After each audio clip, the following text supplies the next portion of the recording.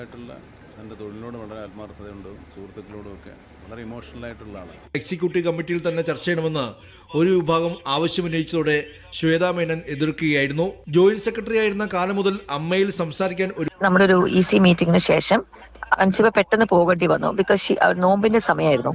ഇനി വളരെ മോശമായിട്ട് അൻസിബയെ ആക്ഷേപിച്ച് സംസാരിച്ചു. ഇങ്ങനെ DNA ശരിയല്ല. ഈ ഒരു വീഡിയോ കാണുന്നവർ മാക്സിമം ഷെയർ ചെയ്യുക. അത് മാത്രമല്ല സപ്പോർട്ടും കൃത്യമായിട്ട് തന്നെ വേണം. ഒരു സംഘടനയ്ക്കുള്ളിൽ നിൽക്കുന്ന ഒരു പെൺകുട്ടിക്ക് ഒരു ദുരനുഭവം ഉണ്ടായിട്ട് അതിനൊരു സാക്ഷി ഉണ്ടായിട്ട് അതിന്റെ മൊഴി അവിടെ രേഖപ്പെടുത്തിയിട്ട് ആ ഒരു സംഘടനയ്ക്കുള്ളിൽ വ്യക്തമായിട്ട് നീതി ലഭിക്കുന്നില്ല. അതിനെ തുടർന്ന് ആ പെൺകുട്ടി മുഖ്യമന്ത്രിക്ക് പരാതി നൽകുന്നു, DGPക്ക് പരാതി നൽകുന്നു, എവിടൊക്കെ പരാതി കൊടുക്കാൻ പറ്റുമോ അവിടെ എല്ലാം കൊടുക്കുന്നു. എന്നാൽ അതിന് നീതി കിട്ടുന്നുണ്ടോ എന്ന് നമുക്ക് വ്യക്തമായിട്ട് തന്നെ കാണാം. അതിന്റെ ഭാഗമായിട്ട് AMMA എന്ന സംഘടനയിൽ ഇവരുടെ ഒരു മീറ്റിംഗ് അറേഞ്ച് ചെയ്യുകയുണ്ട്. എന്നാൽ ആ മീറ്റിംഗ് അറേഞ്ച് ചെയ്ത സമയത്ത് ഈ അൻസിബ എന്ന് പറയുന്ന പെൺകുട്ടി കൊടുത്തിട്ടുള്ള കേസിനെ സംബന്ധിച്ച കാര്യങ്ങൾ ചർച്ച ചെയ്യാൻ അവരുടെ പ്രസിഡന്റ് ആയിട്ടുള്ള ശ്വേതാ മേനോന് സാധിക്കത്തില്ല. ടിനി ടോം എന്ന് പറയുന്നൊരു വ്യക്തിയെ ജയിലിലാക്കാൻ വേണ്ടിയിട്ടാണോ നമ്മൾ മീറ്റിംഗ് കൂടേണ്ടതെന്ന് എനിക്ക് മനസ്സിലാവുന്നില്ല. ഈ ടിനി ടോമിന് കൊടുക്കുന്ന അതേ പരിഗണന തന്നെ അതുപോലുള്ളൊരു മറ്റൊരു മെമ്പറിന് കൊടുത്തുകൂടെ? അത് ടിനി ടോമിന് 10 വർഷത്തെ എക്സ്പീരിയൻസ് ഉണ്ട് എന്ന് പറഞ്ഞുകൊണ്ട് മറ്റൊരു പെൺകുട്ടിക്ക് പരിഗണന കൊടുക്കാതിരിക്കാൻ കഴിയുമോ?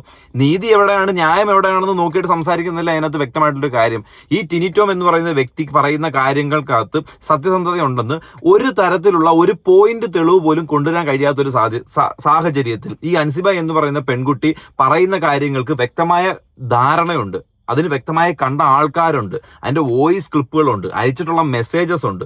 ഇതെല്ലാം നിലനിൽക്കെ എന്തുകൊണ്ടാണ് ഈ AMMA എന്ന് പറയുന്ന സംഘടനയ്ക്കുള്ളിൽ ഈ പെൺകുട്ടിക്ക് ഉണ്ടായിട്ടൊരു അനീതി അല്ലെങ്കിൽ ഒരു പരാതി നിങ്ങൾ ചർച്ച ചെയ്ത് അതിനൊരു തീരുമാനം അതിനുള്ളിൽ എടുക്കാനായിട്ട് കഴിയാത്തത്?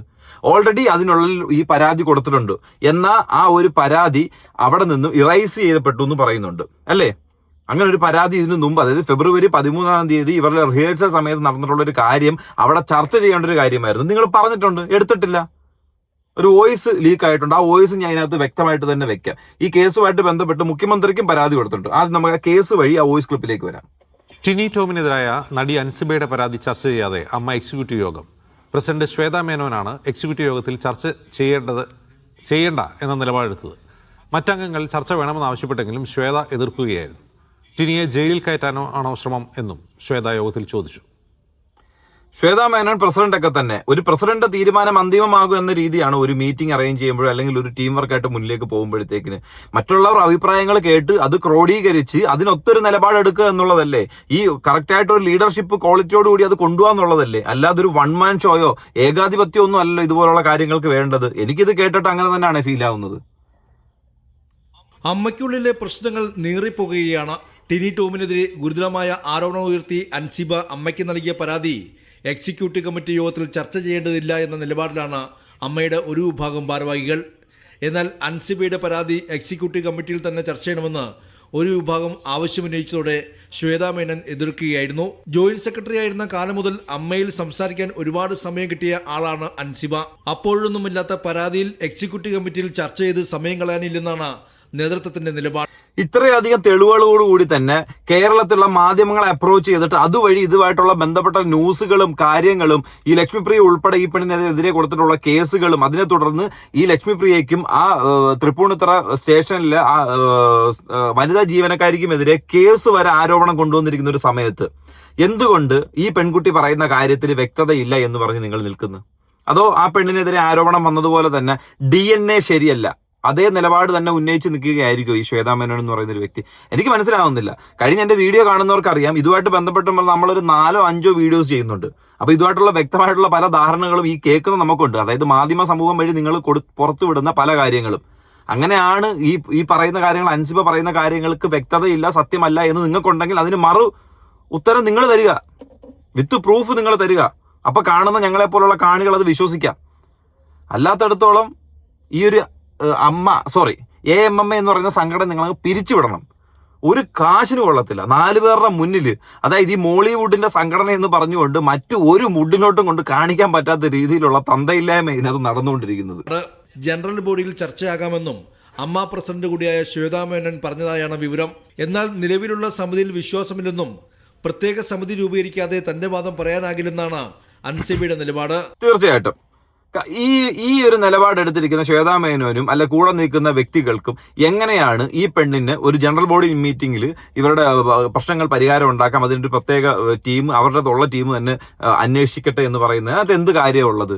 അങ്ങനെയാണെന്നുണ്ടെങ്കിൽ ഈ ഒരു വാർത്ത കേട്ട സമയത്ത് തന്നെ ഉള്ള തിരക്കുകളെല്ലാം മാറ്റി വെച്ചിട്ട് അമ്മയുടെ പ്രതിച്ഛായ നിലനിർത്താൻ വേണ്ടിയിട്ട് ആ ഓൺ ദ സ്പോട്ടിൽ മീറ്റിംഗ് വിളിച്ചു കൂട്ടി ആൾക്കാർ രണ്ടുപേരും കൊണ്ടുവന്ന് നിർത്തി ക്രോസ് വിസ്താരം നടത്തി അതവിടെ അവസാനിപ്പിച്ച് ഒതുക്കി തീർക്കണം. അതല്ലേ ചെയ്യേണ്ടത്? അതല്ലേ ഒരു വ്യക്തമായിട്ട് ഒരു ടീം എങ്ങനെ കൊണ്ടുപോകണമെന്നുള്ളതും ഒരു AMM എന്ന് പറഞ്ഞൊരു സംഘടന എങ്ങനെ മുന്നോട്ട് കൊണ്ടുപോകണമെന്നും നല്ല രീതിയിൽ കൊണ്ടുപോകണമെന്ന് ആഗ്രഹിക്കുന്ന വ്യക്തികൾ ചെയ്യുന്ന ഒരു കാര്യം. നല്ല രീതിയിൽ കൊണ്ടുപോകണമെന്ന് വിചാരിക്കുന്ന വ്യക്തികളാണെങ്കിൽ അങ്ങനെ ചെയ്യത്തുള്ളൂ. അല്ലാതാണെന്നുണ്ടെങ്കിൽ ഏതെങ്കിലും ഒരു വ്യക്തിക്ക് സ്വാർത്ഥ താല്പര്യം കൊണ്ടോ ഏതെങ്കിലും ഒരു വ്യക്തിയെ നമ്മൾ ഫേവർ ചെയ്യണമെങ്കിലോ സംരക്ഷിക്കണമെങ്കിലോ ആയിരിക്കും പല സ്ഥലത്തും നമ്മൾ മിണ്ടാതിരിക്കേണ്ടി വരുന്നത്, പല കാര്യങ്ങളും സത്യമല്ല എന്ന് നമുക്ക് ഉറക്കെ വിളിച്ചു പറയേണ്ടി വരുന്നത്. മുൻ മുഖ്യമന്ത്രി ഭരിച്ചപ്പോൾ നമ്മൾ കണ്ടിട്ടുള്ളതല്ലേ പല കാര്യങ്ങളും കണ്ടിട്ടില്ല കേട്ടിട്ടില്ല എന്ന് പറയുന്നത്. അപ്പൊ എന്തോ ഇത് കൂടെ നിൽക്കുന്ന ആൾക്കാർ അയ്യോ ഞാനും കണ്ടില്ലായിരുന്നു കേട്ടോ, ഞാനും കേട്ടില്ലായിരുന്നു കേട്ടോ, അങ്ങനെയൊക്കെ പറയേണ്ട ഒരു സിറ്റുവേഷനിലേക്ക് വരുന്നത്. അതേ നിലപാടും പരിപാടികളും തന്നെ ഈ AMMA എന്ന് പറയുന്ന സംഘടനയ്ക്കുള്ളിൽ നടന്നുകൊണ്ടിരിക്കുന്നത്. കഴിഞ്ഞ മുമ്പൊക്കെ ഞാൻ ഈ വീഡിയോയിൽ അമ്മ സംഘടന തന്നെ അവിടെ പറഞ്ഞുകൊണ്ടിരുന്നത്. പക്ഷേ ഉണ്ടായിട്ടുള്ള കേസുകൾ, അതുല്യ കൊടുത്തിട്ടുള്ള പരാതി, അതിനെ തുടർന്ന് ഉണ്ണി ശിവപാല് പറഞ്ഞിട്ടുള്ള കാര്യങ്ങൾ, ഈ പറയുന്ന കുക്കു പരമേശ്വരനെ അകത്തുണ്ടാക്കിയിരിക്കുന്ന ഓരോ പുകിലുകൾ, ഒരു പെണ്ണിനെ ഇല്ലാതാക്കാൻ ശ്രമം, ഹണി ട്രാപ്പിൽപ്പെടുത്താനുള്ള കാര്യം, അവിടുത്തെ സെക്യൂരിറ്റി ജീവനക്കാരനുമായിട്ട് അവിഹിതം ഉണ്ടെന്ന് പറഞ്ഞുണ്ടാക്കാനായിട്ടുള്ള ഓഡിയോ ക്ലിപ്പ്, ഇങ്ങനെ തുടരെയായി ഇതിനകത്തുനിന്ന് വെറും നാണം കെട്ട പരിപാടികൾ മാത്രം പുറത്തു വരുമ്പോഴത്തേക്കിന് ഒരു പച്ചയായ ഒരു മനുഷ്യന് എങ്ങനെ നിങ്ങളുടെ സംഘടനയെ വീണ്ടും അമ്മാ സംഘടന എന്ന് വിളിക്കാനായിട്ട് കഴിയും? അമ്മാ സംഘടന എന്ന് വിളിക്കാം, തന്തയില്ലാതെ പറഞ്ഞ അമ്മാ സംഘടന, അത്രയേ ഉള്ളൂ ഇതിനകത്ത് നമുക്ക് വിപുലീകരിച്ച് പറയാനാണെങ്കിൽ ഇതിനകത്തുള്ളത്. ഇനി ആ വോയിസ് നമുക്കൊന്ന് കേൾക്കാം. നീനക്കുറുപ്പിന്റെ നമ്മുടെ ഒരു EC മീറ്റിംഗിന് ശേഷം അൻസിബ പെട്ടെന്ന് പോകേണ്ടി വന്നു. ബിക്കോസ് നോമ്പിന്റെ സമയമായിരുന്നു. ഇനി വളരെ മോശമായിട്ട് അൻസിബയെ ആക്ഷേപിച്ച് സംസാരിച്ചു. ഇങ്ങനെ DNA ശരിയല്ല. അത് കേട്ടവർ ഒരുപാട് പേരുണ്ടായിരുന്നു. ഞാൻ അപ്പൊ തന്നെ ടിനി ടോമിനോട് പറഞ്ഞു, ടിനി ഞാൻ ഇത് അൻസിബയെ വിളിച്ച് പറയാൻ പോവാ. ടിനിയുടെ മുന്നിൽ നിന്നിട്ട് തന്നെയാണ്, അല്ലെങ്കിൽ ടിനി കാണുന്നുണ്ട് എന്നെ, ഞാൻ നിൽക്കുന്ന സ്ഥലം, അവിടെ നിന്നിട്ടാണ് ഞാൻ അൻസിബയെ ഫോൺ ചെയ്യുന്നത്. അത് ഒരു പ്രാവശ്യമല്ല, അവളെ DNA ശരിയല്ല എന്ന് 3-4 പ്രാവശ്യം റിപ്പീറ്റ് ചെയ്തപ്പോഴാണ് ഞാൻ ഈ കോള് ചെയ്യുന്നത്. അൻസിബ ഇത് എന്ന് എവിടെ വെച്ചാൽ ഈ ശ്വേതാ മേനോൻ ഒരു കാര്യം നോക്കണം. അങ്ങനെ ഒരു DNA ശരിയല്ല എന്നുള്ള കൂടെയുള്ള ഒരു കമ്മിറ്റിയിലുള്ള ഒരു വ്യക്തി കേൾക്കുകയും ചെയ്തു, അതിന് തെളിവുണ്ട്. എന്നാൽ പിന്നെ അതിനെ സംബന്ധിച്ച് ഒരു ക്രോസ് വിസ്താരം നിങ്ങൾക്ക് നടത്തിക്കൂടെ? നിങ്ങളുടെ AMM എന്ന് പറഞ്ഞ സംഘടനയ്ക്കകത്ത് ജാതി മത ഭേദമന്യേ എല്ലാവരും ഉണ്ടല്ലോ. പിന്നെ എന്തുകൊണ്ടാണ് അതൊരു കമ്മിറ്റിയായിട്ട് അതിനകത്ത് രൂപീകരിച്ച് നിങ്ങൾക്ക് അതിനൊരു ചർച്ച നടത്താനായിട്ട് കഴിയാത്തത്? അതോ ഏതെങ്കിലും ഒരു പ്രത്യേക സമൂഹത്തെയോ പ്രത്യേക വിഭാഗത്തെയോ ഏതെങ്കിലും ജാതിയെയോ മതത്തെയോ മാത്രം കേന്ദ്രീകരിച്ചാണോ ഈ സംഘടന മുന്നോട്ട് പോയിക്കൊണ്ടിരിക്കുന്നത്? അങ്ങനെയാണെന്ന് നിങ്ങൾ ഈ പറയുന്ന പൊതുസമൂഹത്തിനോട് പറയുകയാണെന്നുണ്ടെങ്കിൽ ഓക്കെ, നമുക്കത് അഡ്മിറ്റ് ചെയ്യാനായിട്ട് കഴിയും. അങ്ങനെ അല്ലാത്തടത്തോളം എല്ലാവരും ഒന്നാണെന്ന് പറഞ്ഞിട്ട് അതിനുള്ളിലെ ഇന്റേണൽ പൊളിറ്റിക്സ് മൂലം ഒരുപാട് സംഘടനകൾ രൂപീകരിച്ച് നിൽക്കുകയാണെന്നുണ്ടെങ്കിൽ നിങ്ങൾ തമ്മിലൊരു ഒത്തൊരുമയില്ല. അപ്പൊ ഈ പറയുന്ന കാര്യത്തിൽ ഒരു വ്യക്തതയും കാര്യത്തില്ല. ഇത് പറഞ്ഞാലും ആര് കേട്ടു എന്ന് ചോദിച്ചാല് ഞാൻ പറയും ഞാൻ കേട്ടു എന്ന്. പിന്നീട് ഈ വകയുള്ള അറ്റാക്കും അഗ്രസീവ് ആറ്റിറ്റ്യൂഡ് ടുവേർഡ്സ് ലേഡീസ്, പ്രത്യേകിച്ച് എന്നോട്, അൻസിബയോട്, ടുവേർഡ്സ് നമ്മുടെ ജനറൽ സെക്രട്ടറി കുക്കു പരമേശ്വരനോടും അതേ അഗ്രസീവ് നേച്ചർ കാണിക്കുന്നത് ഞാൻ കണ്ടിട്ടുണ്ട്. ജിഹാദി എന്ന് വിളിച്ചു വേണമെങ്കിൽ നമുക്കിത് വിശ്വസിക്കാനായിട്ട് കഴിയും. കാരണം ഈ കേസുമായിട്ട് ബന്ധപ്പെട്ട് ആദ്യം പുറത്തു വന്ന കൂട്ടത്തിൽ ഒരു വീഡിയോ ആയിരുന്നു 2020 പാർട്ടിയിൽ നിന്നും മത്സരിച്ച് തോറ്റ ഒരു സ്ഥാനാർത്ഥി അവരുടെ മീറ്റിംഗിൽ ഇരിക്കുന്ന സമയത്ത് കൂടെ നിന്ന് കളിയാക്കി അതായത് ഒരു കൂട്ടം ക്രൗഡിന്റെ നടുക്ക് നിന്നുകൊണ്ട് ഇവൻ കാണിച്ചുകൊണ്ടിരിക്കുന്ന വെറും വൃത്തികെട്ട പരിപാടികൾ അല്ലേ. അങ്ങനെ നമുക്ക് മുന്നിൽ ഒരു പ്രഥമ ദൃഷ്ടിയ ഒരു കാര്യം ഉള്ളപ്പോൾ തന്നെ ഇവൻ കാണിക്കത്തില്ല എന്ന് നമുക്ക് വിശ്വസിക്കാനായിട്ട് കഴിയുമോ? ഇല്ലല്ലോ. അത് തന്നെയായിരിക്കും ഇവിടെ നടന്നിരിക്കുന്നത്. അത് അന്നത്തെ ദിവസം അങ്ങനത്തെ വാക്ക് പറഞ്ഞിട്ടില്ല. അത് മറ്റൊരു ദിവസം ഒരു കോൺവെർസേഷൻ അവിടെ നടക്കുന്നുണ്ടായിരുന്നു 3-4 പേരായിട്ട്. ആ റൂമിലേക്ക് ഞാൻ കയറി ചെല്ലുന്നു. അപ്പോൾ ഇവരുടെ സംസാരമാണ് ഈ വർത്തമാനം. ടിനിയും ലക്ഷ്മിപ്രിയും ഒരേ നേച്ചറിൽ ഇതുപോലെ പലരോടും സംസാരിക്കാറുണ്ട്. ആരും അവരെ സ്റ്റോപ്പ് ചെയ്തിട്ടില്ല. അതുകൊണ്ടാണ് ഇത് കണ്ടിന്യൂ ചെയ്തത്. അങ്ങനെ പ്രശ്നം ഉണ്ടാക്കുന്ന ആൾക്കാരെ മാറ്റി നിർത്തണം. അതിനുള്ള ചങ്കൂറ്റം ഉണ്ടാവണം. കുറച്ചൊരു ബഹുമാനമുള്ളത് പ്രസിഡന്റിന്റെ അടുത്താണ്. ഈ ഒരു ടീമിനെ വെച്ചിട്ട് മുന്നോട്ടേക്ക് പോകുന്നതിൽ എനിക്ക് അഭിപ്രായമില്ല. അൻസിബ രാജിവെച്ചപ്പോൾ അവിടെ സന്തോഷം പ്രകടിപ്പിച്ചു 2-3 പേരെന്ന് ഞാൻ അറിഞ്ഞു. അടുത്ത സന്തോഷം ഞാൻ രാജിവെക്കുമ്പോൾ അവർ പ്രകടിപ്പിക്കുന്നത് എനിക്ക് താല്പര്യമില്ലാത്തതുകൊണ്ട് ഞാൻ ഇവിടെ തന്നെ നിൽക്കും. ഇന്റേണൽ പൊളിറ്റിക്സിന്റെ എക്സ്ട്രീം ലെവൽ അല്ലെങ്കിൽ പീക്ക് ലെവൽ എന്നൊക്കെ വേണമെങ്കിൽ ഇതിനകത്ത് പറയാം. സിനിമയുള്ളവർ സിനിമയില്ലാത്തവരോട് വൈരാഗ്യം, സിനിമയില്ലാത്തവര് സിനിമയുള്ളവരോട് വൈരാഗ്യം. എനിക്കറിയത്തില്ല എന്തോന്ന്. ആണിന് പെണ്ണിനോട് വൈരാഗ്യം, പെണ്ണിന് ആണിനോട് വൈരാഗ്യം, സൂപ്പർ സ്റ്റാറിന് ചെറിയ സ്റ്റാറിനോട് വൈരാഗ്യം, ചെറിയ സ്റ്റാറുകൾക്ക് സൂപ്പർ സ്റ്റാറിനോട് വൈരാഗ്യം, ചിലർക്ക് സൂപ്പർ സ്റ്റാർ ആവാൻ കഴിയാത്തതുകൊണ്ട്, ചിലർക്ക് ലേഡി സൂപ്പർ സ്റ്റാർ ആകാതെ എന്തുകൊണ്ട് ആവാത്തതെന്നും പറഞ്ഞുകൊണ്ട്, ചിലർക്ക് ആർക്കും സിനിമ കിട്ടുന്നില്ല. എനിക്കറിയാൻ വയ്യ ഒരു ടീമിനോ ഒരു മനുഷ്യനോ അടിയിടാൻ പറ്റാവുന്നതിന്റെ എക്സ്ട്രീം ലെവലിലുള്ള കോണ്ടന്റുകളും കാര്യങ്ങളുമാണ് അമ്മയ്ക്കകത്ത് നിൽക്കുന്നത്. മുമ്പ് ദിലീപ് പ്രൊഡ്യൂസ് ചെയ്തൊരു സിനിമ ഉണ്ടായിരുന്നു 2020. അതുപോലെ നിങ്ങൾക്ക് ഒന്നുകൂടെ വേണമെങ്കിൽ ഇറക്കാം, തെണ്ടി എന്ന് പറഞ്ഞൊരു സിനിമ. അതിനകത്ത് ഇവരെല്ലാം കൊണ്ട് നിങ്ങളുടെ കഥകളെല്ലാം കൂടെ വെച്ച് അങ്ങോട്ട് വിറ്റടിക്കുകയാണെന്നുണ്ടെങ്കിൽ ഉറപ്പായിട്ടും അത് 100 കോടി കയറും. ആ തന്തയില്ലായ്മ എന്താണെന്നും നിങ്ങളുടെ ഹേമ കമ്മിറ്റി റിപ്പോർട്ട് എന്തുവാണെന്നും കാണാനായിട്ട് ആഗ്രഹിക്കുന്ന ഒരുപാട് ജനങ്ങൾ ഇപ്പോൾ കേരളത്തിൽ മാത്രമായിരിക്കത്തില്ല, പാൻ ഇന്ത്യൻ ലെവലിൽ നിങ്ങൾക്ക് ഓഡിയൻസ് കാണും. അതുകൊണ്ട് അങ്ങനെ വല്ലതും ചെയ്യുന്നത് വളരെ നല്ലൊരു കാര്യമായിരിക്കും കേട്ടോ. ഇനി ഇതുമായിട്ട് തന്നെ ബന്ധപ്പെട്ടിട്ടുള്ള അടുത്തൊരു വോയിസ് ക്ലിപ്പും ന്യൂസും കേൾക്കാം. അമ്മ വൈസ് പ്രസിഡന്റ് ലക്ഷ്മിപ്രിയയ്ക്കും തൃപ്പൂണിത്തുറ SI രേഷ്മയ്ക്കുമെതിരെ നടി അൻസിബ ഹസൻ നൽകിയ പരാതി സംസ്ഥാന പോലീസ് മേധാവിക്ക് കൈമാറി മുഖ്യമന്ത്രി. തുടർ നടപടികൾക്ക് മുഖ്യമന്ത്രി നിർദ്ദേശം നൽകിയിട്ടുണ്ട്. നടപടി അൻസിബയെ അറിയിച്ചിട്ടുമുണ്ട്. ഈ ഒരു കാര്യമായിട്ട് ബന്ധപ്പെട്ട് ഈ അന്വേഷണം വരുമ്പോഴത്തേക്കിന് അൻസിബയ്ക്ക് പോസിറ്റീവ് ആയിട്ടുള്ള ഒരു റിപ്പോർട്ടാണ് അതിനകത്ത് വരുന്നെങ്കിൽ ഈ കമ്മിറ്റി എന്ത് ചെയ്യും?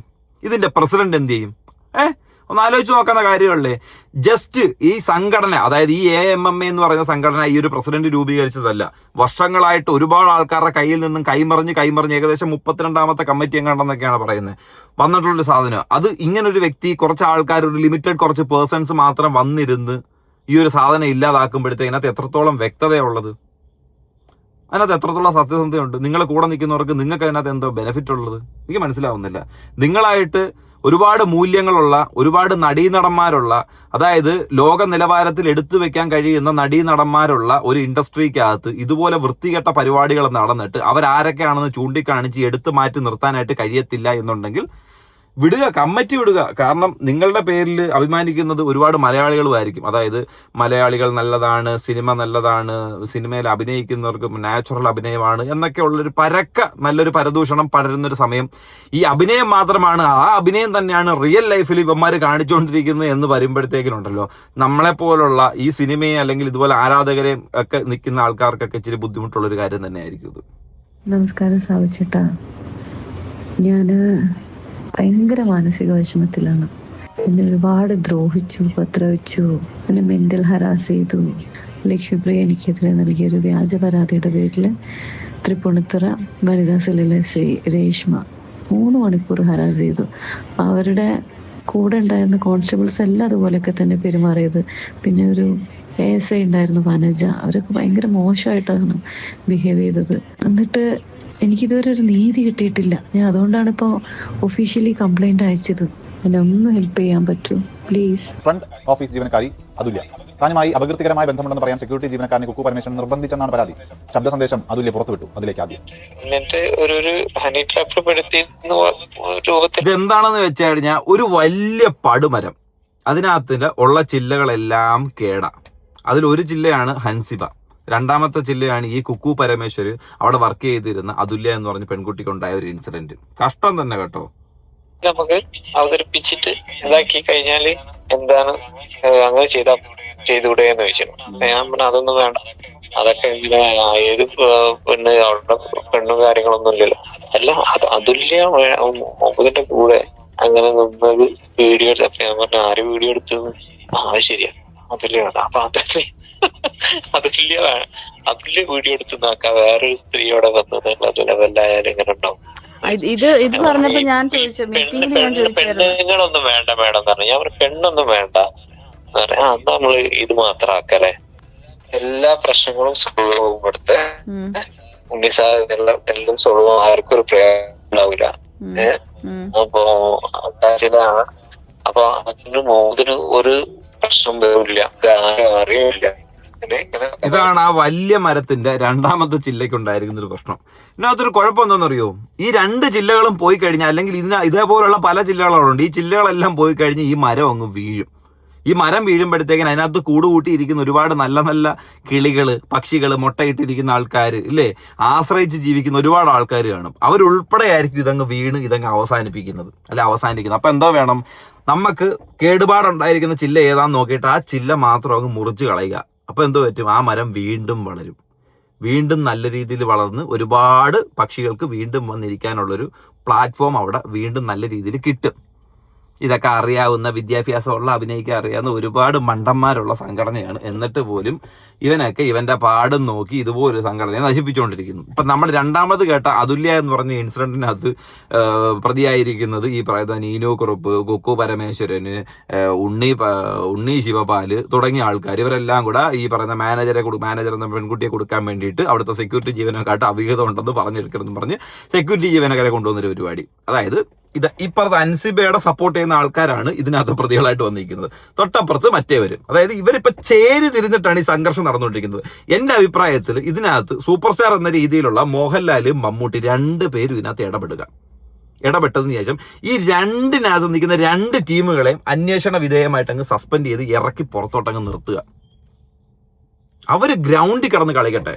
ഗ്രൗണ്ടിൽ കിടന്ന് കളിച്ച് അവരെ അടിയിട്ട് അവർ തീരുമാനിച്ച് അവരിൽ കറ കളഞ്ഞ് ആർക്കൊക്കെ മുന്നിലേക്ക് വരാമെന്നുള്ളവരെ മാത്രം സെലക്ട് ചെയ്ത് നിങ്ങളുടെ സംഘടനയിലേക്ക് കൊണ്ടുവരിക. അപ്പം നിങ്ങളുടെ സംഘടനയുടെ പേര് നിലനിർത്താൻ പറ്റും. കർമ്മനിരതരായിട്ടുള്ള ആൾക്കാർ അവിടെ ഉണ്ടെന്നും വ്യക്തമായിട്ട് മനസ്സിലാവുമല്ലോ. വീണ്ടും സപ്പോർട്ട് കിട്ടുകയെ. അങ്ങനെയൊക്കെ നിങ്ങൾ ചെയ്യുവാണെന്നുണ്ടെങ്കിൽ ഈ AMMA എന്ന് പറയുന്ന ഞങ്ങൾ തന്നെ ചിലപ്പോൾ മാറ്റി അമ്മ സംഘടന എന്ന് നമുക്ക് പറയാനായിട്ട് കഴിയും. കാരണം എന്താ, നല്ലൊരു തന്തയുള്ളതുകൊണ്ടാണല്ലോ അമ്മ സംഘടന വീണ്ടും നിലനിൽക്കുന്നത്. അല്ലാത്ത പക്ഷത്തോളം തന്തയില്ലാത്തതുകൊണ്ട് അമ്മ എന്ന് വിളിക്കാനായിട്ട് നമുക്ക് കഴിയത്തുമില്ല.